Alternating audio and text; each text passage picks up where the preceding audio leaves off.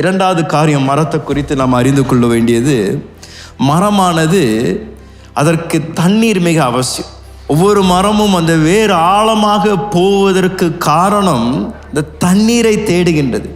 அந்த தண்ணீர் தான் அந்த மரத்திற்கு ஜீவனை தருகின்றது.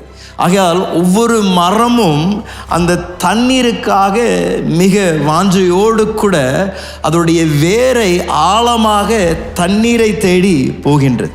அப்படி என்றால் இன்னொரு வார்த்தையில் நாம் சொல்லலாம் என்றால், மரம் தண்ணீரை சார்ந்திருக்கின்றது. அப்படின்னா நம்மளுடைய வாழ்க்கையில் அதை அபியாசப்படுத்தணும் என்றால், நீங்கள் யாரை சார்ந்திருக்கின்றீர்கள்? இந்த வருடத்தை நீங்கள் துவங்கும் பொழுது உங்களுடைய நம்பிக்கை யார் மேல் இருக்கின்றது? இல்லாவிட்டால் எதில் மேல் உங்களுடைய நம்பிக்கை இருக்கின்றது?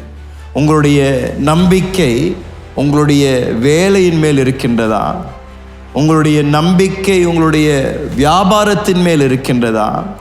உங்களுடைய நம்பிக்கை ஒருவேளை உங்களுடைய குடும்பத்தின் மேல் இருக்கின்றதா? ஏனென்றால் இந்த காரியங்கள், உங்களுடைய வேலை, உங்களுடைய வியாபாரம் ஒரு தற்காலிகமாக உங்களை அது நடத்ததற்கு ஒருவேளை அதற்கு கிருபைகள் இருக்கலாம். ஆனால் நம்மளுடைய வாழ்க்கையில் நிரந்தரமாக நம்மை நடத்தக்கூடிய வல்லமை பெற்றவர் ஒருவர் இருப்பார் என்றால், நாம் சேவிக்கின்ற நம்முடைய அற்புத தேவன் தான். அவர் ஒருவர் மாத்திரம்தான் வற்றாத நீரூற்றாக இருக்கின்றார்.